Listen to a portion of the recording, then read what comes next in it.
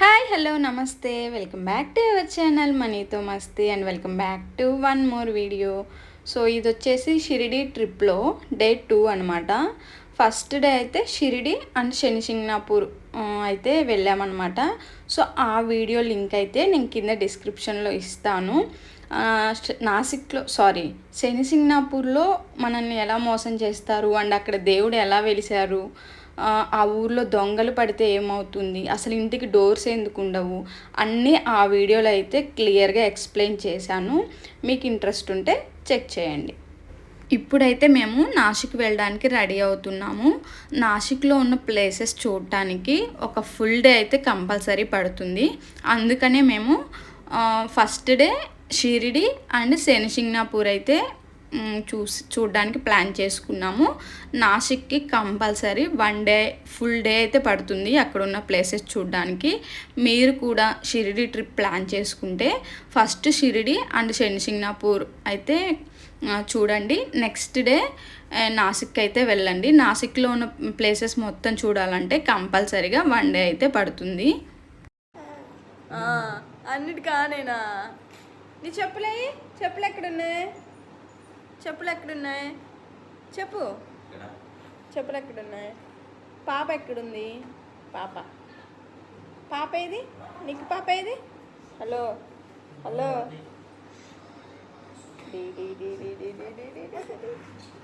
Bye చెప్పేద్దాం.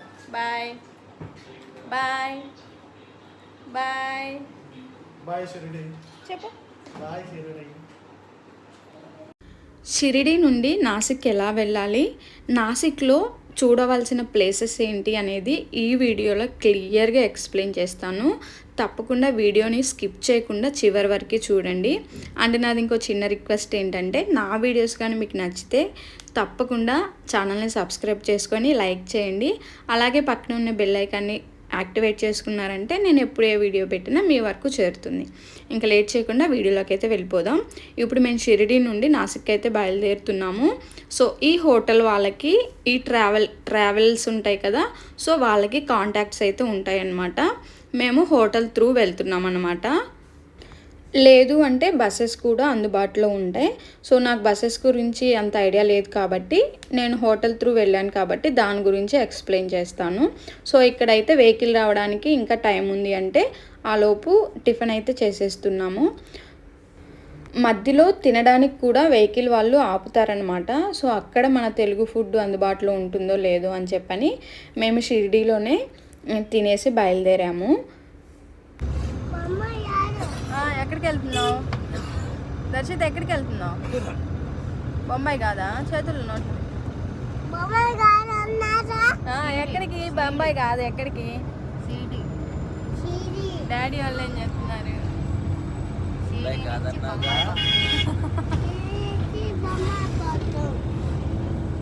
చెప్పు mummy. ఎక్కడికి బుజ్జి ఇప్పుడు వెళ్ళేది? నాసిక్.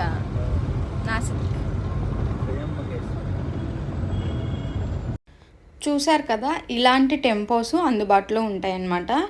దీనిలో 20 to 22 మెంబర్స్ కూర్చోడానికి వీలుగా ఉంటుంది. మేము హోటల్ త్రూ వెళ్ళామని చెప్పాం కదా, ఇంకా టిఫిన్ చేసేసి హోటల్ దగ్గరికి వచ్చాక హోటల్ వాళ్ళు కాల్ చేశారనమాట ఈ ట్రావెల్ వాళ్ళకి.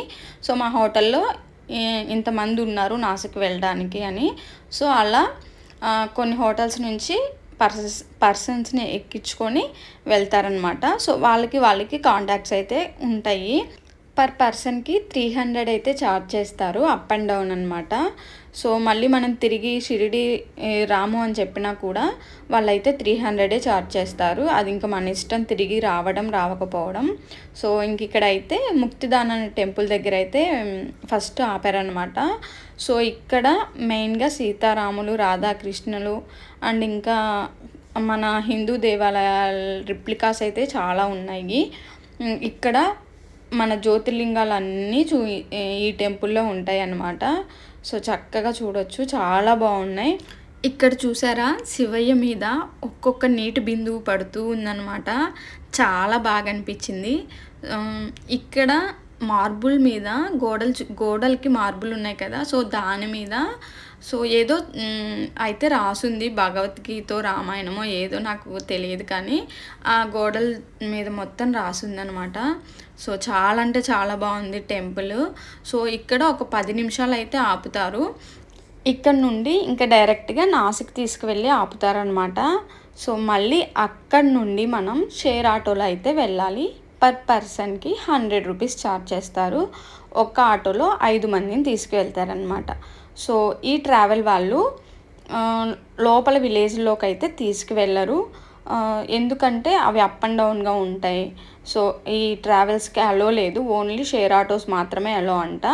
ఇంకా అక్కడికి వెళ్ళిన తర్వాత షేర్ ఆటో అయితే మనం వెళ్ళాలి నాసిక్ చూడాలంటే. సో ఆటో వాళ్ళు మనకి తెలియకపోతే ఎక్స్ప్లెయిన్ చేస్తూ ఉంటారనమాట. సో అడిగి తెలుసుకొని వెళ్ళండి. అసలు నాసిక్లో చూడవలసిన ముఖ్యమైన ప్లేసెస్ ఏంటి అంటే రామకుండ్, కాలారాం మందిర్, పంచవటి, సీతాగృహ, లక్ష్మణ్ తపవన్ ఇలాంటివన్నీ సో ఒకే దగ్గర ఉంటాయి అన్నమాట, కొంచెం కొంచెం డిస్టెన్స్లో. సో మనకి షేర్ ఆటో వాళ్ళైతే అక్కడికి తీసుకువెళ్ళి చూపించి తీసుకొస్తూ ఉంటారనమాట. సో మనకి ఏది తెలియకపోయినా ఆటో వాళ్ళు ఎక్స్ప్లెయిన్ చేస్తారు.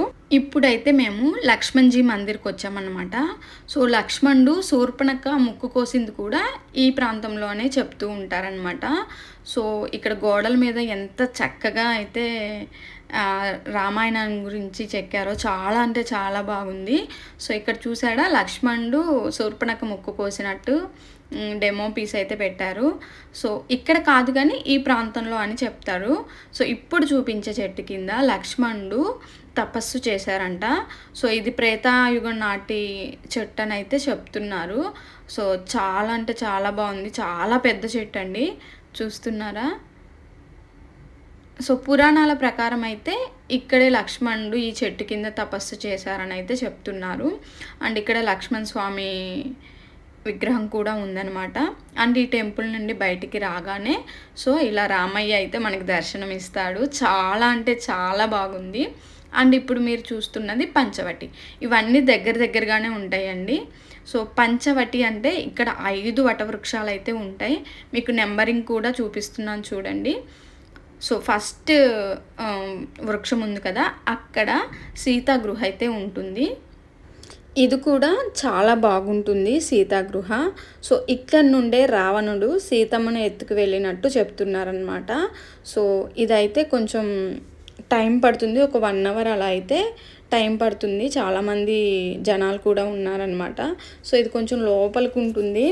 నాకు చాలా భయం వేసింది, అసలు పిల్లలకి ఊపిరి ఆడుతుందో లేదో అన్నట్లు భయం వేసింది అనమాట. అక్కడ వీడియో అలో లేదని చెప్పారు. సో ఇంకా నాకు భయం వేసి ఫోన్ లాగేసుకుంటారేమో, తీసేసుకుంటారేమో, లోపల ఎవరైనా ఉన్నారేమో అనుకొని నేను సరిగా షూట్ చేయలేకపోయాను. సో అయినంత వరకు అయితే మీకు షేర్ చేస్తున్నాను. సో ఇదేంటంటే గృహలాగా లోపలికి ఉంటుందన్నమాట. సీతమ్మ వారు వనవాసానికి వచ్చినప్పుడు ఈ గృహలోనే ఉన్నారంట. ఆ వనవాసం టైంలో సీతమ్మ తల్లి శివారాధన అయితే చేస్తుందంట. సో ఇక్కడ శివయ్య కూడా ఉన్నారు. అండ్ లోపలైతే చాలా అంటే చాలా బాగుంది. సో సీతారాముడు, లక్ష్మణుడు 3 విగ్రహాలు అయితే లోపల ఉన్నాయన్నమాట. సో ఇదేనండి, చూడడానికి 2 కళ్ళు సరిపోలేదు, చాలా అంటే చాలా బాగుంది. సో రావణుడు ఇక్కడ నుండే సీతమ్మ వారిని అపహరించారు అనేది పురాణాల ప్రకారం చెప్తున్నారు. సో ఆనవాళ్ళ ప్రకారం చెప్తున్నారంట. సో అదే ఈ ప్లేస్ సీతాగృహ అంటారు. ఇది కూడా మస్ట్ అండ్ షుడ్గా చూడవలసిన ప్లేస్ అనమాట.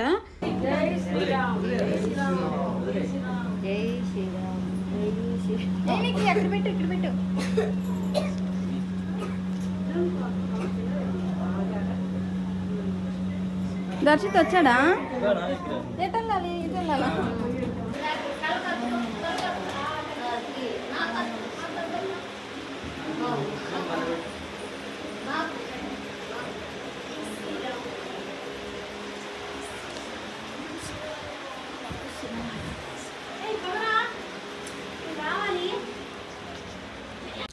చూశారు కదా, లోపల శివయ్య కూడా ఉన్నాడు. ఆ వనవాస టైంలో సీతమ్మ తల్లి శివారాధన అయితే చేస్తూ ఉండేదంట.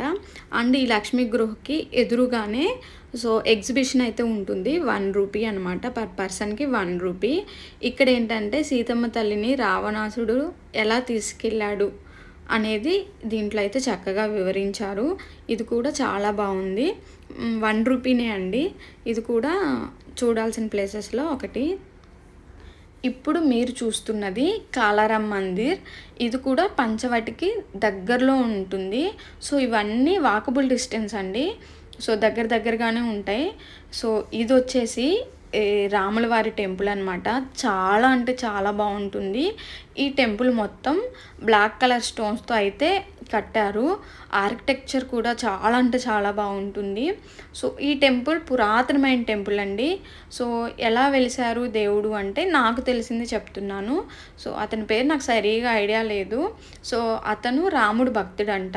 వదాకర్ సంథింగ్ ఏదో ఉంది, కరెక్ట్గా తెలియదు నేము. అతనికి రామయ్య తండ్రి కల్లోకి వచ్చి నేను గోదావరిలో ఉన్నాను, లక్ష్మణ సీత సమేతంగా ఇలా గోదావరిలో ఉన్నాను అంటే ఇంకా అతను వెళ్ళి రాముల వారిని తీసుకొచ్చి ఇక్కడ ప్రతిష్ఠిస్తారంట. అతను ఓన్ మనీతో కట్టించిన టెంపుల్ అంట ఇది. ఇది కూడా చాలా అంటే చాలా బాగుంటుంది. అండ్ ఇక్కడ పంచవటిలో చూడవలసిన ముఖ్యమైన ప్లేసెస్లో కాలారాం మందిర్. ఆర్కిటెక్చర్ చూసారా, చాలా అంటే చాలా బాగుంది. తప్పకుండా విజిట్ చేయండి ఈ ప్లేస్ కూడా. ఇప్పుడు ఇక్కడ మీరు చూస్తున్నది రామకుండ అనమాట. దీనికి ఆ పేరు ఎలా వచ్చిందంటే రాముల వారు వనవాస టైంలో ఇక్కడే స్నానం చేసేవారంట. అండ్ దీన్ని త్రివేణి సంగమం అని కూడా అంటారు. ఇక్కడ అరుణ, వరుణ, గోదావరి నదులు అయితే ప్రవహిస్తాయి అన్నమాట. అంతేకాకుండా రాముల వారి తండ్రి యొక్క అస్థికలను కూడా ఈ నదిలోనే కలిపారని పురాణాల ప్రకారం చెప్తున్నారు. అండ్ ఇక్కడ పెద్దవాళ్ళకు కూడా పిండ ప్రదానాలు అవన్నీ జరుపుతారంట. వాళ్ళకి మోక్షం కలుగుతుంది అన్నట్లు. అంతేకాకుండా మనకి 12 సంవత్సరాలకు ఒకసారి కుంభమేళా జరుగుతుంది కదా. ఇండియాలో మొత్తం 4 ప్లేసెస్లో జరుగుతుంది. దాంట్లో ఇదొకటి అనమాట. ఇక్కడ కూడా జరుగుతుంది. దీని పక్కనే గంగమ్మ తల్లి టెంపుల్ కూడా ఉందన్నమాట. అండ్ ఇది రామకుండ పక్కనే ఇంకా అర్ధనారీశ్వర టెంపుల్ కూడా ఉంది. చూడండి ఎంత బాగుందంటే చాలా అంటే చాలా బాగుంది. అండ్ ఇంకా ఇక్కడ ఇంకొక టెంపుల్ కూడా ఉంది. అది కూడా శివయ్య టెంపులే. అది రామకుండకి ఆపోజిట్లో రోడ్ క్రాస్ చేస్తే ఉంటుందన్నమాట. చిన్న కొండ మీద ఉన్నట్లు ఉంటుంది. కొన్ని స్టెప్స్ మాత్రమే ఉంటాయి. అదే కపాలేశ్వర్ మందిర్. ఇక్కడ ప్రత్యేకత ఏంటి అంటే శివయ్య ఎదురుగా నందీశ్వరుడు ఉండడు. ఎందుకంటే ఇక్కడ నందీశ్వరుని ఈ శివయ్య గురువుగా భావిస్తాడంట. అందుకని ఇక్కడ ఒక్క చోట మాత్రమే నందీశ్వరుడు ఉండడనమాట. శివుడికి ఎదురుగా నందీశ్వరుడు అయితే ఉండడు. అండ్ ఇంకా ఏం చెప్తున్నారంటే ఈ టెంపుల్ని సందర్శిస్తే జ్యోతిర్లింగాలన్నీ సందర్శించినట్లే అని చెప్తున్నారు. చాలా బాగుంటుంది ఈ టెంపుల్ కూడా. ఇంకా పక్కనే ఇలా శివయ్యకి అభిషేకం చేసిన వాటర్ అవన్నీ వస్తుంటే మేము కూడా ఇలా తల మీద అయితే చల్లేసుకున్నాము. చాలా బాగుంటుంది. ఇది కూడా మస్ట్ విజిట్ ప్లేస్ అండి, తప్పకుండా చూడాల్సిన ప్లేస్ అన్నమాట. ఇంతటితో నాసిక్లో చూడవలసిన ప్లేసెస్ అయితే అయిపోయాయి. నాసిక్ నుంచి ఇంకొంచెం దూరంలో త్రయంబకేశ్వరం అయితే ఉంటుంది. ఇది కూడా మస్ట్ విజిట్ ప్లేసు. మనల్ని ఈ ట్రావెల్ వాళ్ళే తీసుకువెళ్తారు మనం ఒకవేళ ట్రావెల్లో వెళ్ళుంటే. ఇది కూడా చాలా అంటే చాలా బాగుంది. పైనే చూసారు కదా కొండలు అవన్నీ ఉన్నాయి. వర్షాకాలంలో అయితే ఆ కొండలకు అంతా నాచు పట్టేసి చాలా గ్రీనరీగా కనిపిస్తుందంట. చాలా బాగుంటుంది. మేము ఈ త్రయంబకేశ్వర జ్యోతిర్లింగం చేరుకునేసరికి టైం వచ్చేసి 4:30 అయింది. ఈవినింగ్ 4:30 అయింది. క్యూ చూసారా ఎంత ఉందో, చాలా అంటే చాలా రష్ ఉంది. అందులోనూ మేము సండే వెళ్ళామన్నమాట. ఇంకా రష్ అయితే ఎక్కువ ఉండింది. దర్శనానికి 4.5 hours అయితే పట్టింది మాకు. ఇక్కడ నాకు నచ్చింది ఏంటి అంటే క్యూ లైన్లో ఎలాంటి ఫెసిలిటీస్ లేవు, ఒక్క వాటర్ తప్ప. ఎలాంటి ఫెసిలిటీస్ లేవు పాపం. చిన్న పిల్లలు, ముసలి వాళ్ళైతే చాలా అంటే చాలా ఇబ్బంది పడతారు. ఇలాంటి హాల్స్ లాగా ఉన్నాయి కదా! సో, అలాంటివి 8 ఉంటాయన్నమాట. మేము అస్సలు ఎక్స్‌పెక్ట్ చేయలేదు ఇంత రష్ ఉంటుందని. సో, దర్శనానికే మాకు 4½ అవర్ పట్టింది. పిల్లలతో క్యూలో నిలబడి, సో, చాలా అంటే చాలా ఇబ్బంది పడ్డాము. ఇక్కడ మనకి లైవ్ స్క్రీన్స్ కూడా ఉంటాయి. సో, అక్కడ పూజ అదంతా జరిగేది మొత్తం మనకి లైవ్‌లో ఇస్తూ ఉంటారనమాట. అండ్ ఇక్కడ ఇంకొక చిన్న డిసప్పాయింటింగ్ థింగ్ ఏంటంటే, అట్‌లీస్ట్ ఫ్యాన్స్ కూడా ఉన్నాయి. బట్ ఫ్యాన్స్ కూడా ఆన్ చేయలేదు. ఫీడింగ్ ఇవ్వడానికి కూడా రూమ్స్ ఉన్నాయి. కానీ డోర్స్ అన్నీ ఇరక్కొట్టేసి ఉన్నాయి. అండ్ క్లీనింగ్ కూడా లేదు. ఈ క్యూ లైన్‌లో అయితే క్లీనింగ్ అస్సలు లేదు. సో, అదొక్కటే డిసప్పాయింటింగ్ థింగ్‌గా అనిపించింది. సో, 4 అవర్స్ పిల్లలతో వెళ్ళడం అంటే చాలా కష్టమండి. సో, చాలామందైతే ఆ క్యూ లైన్‌లో నుండి మళ్ళీ వెనక్కొస్తూ ఉన్నారు. ఈ హాల్స్ అన్నీ దాటుకొని వెళ్ళాలంటే చాలా కష్టం. సో, ఫెసిలిటీస్ అనేవే కొంచెం ఇబ్బందిగా ఉన్నాయి. సో, పిల్లలతో వెళ్ళేవాళ్ళు, ముసలి వాళ్ళు ఇలాంటి వాళ్ళైతే కొంచెం జాగ్రత్తగానే ఉండాలి. అండ్ ఇంకా ఫైనల్‌గా దేవుడి దగ్గరికైతే చేరుకుంటున్నాము. సో, ఆ 4 గంటలు క్యూలో నిలబడి ఆ శివయ్య దగ్గరికి వెళ్ళేసరికి ఏమి గుర్తు రాలేదండి. సో, లైవ్ స్క్రీన్స్ ఇచ్చినా కూడా సో, దగ్గరికి వెళ్ళి మన కళ్ళతో చూస్తుంటే ఆ హ్యాపీనెస్సే వేరు. సో, చాలా అంటే చాలా బాగున్నాడు ఆ శివయ్య.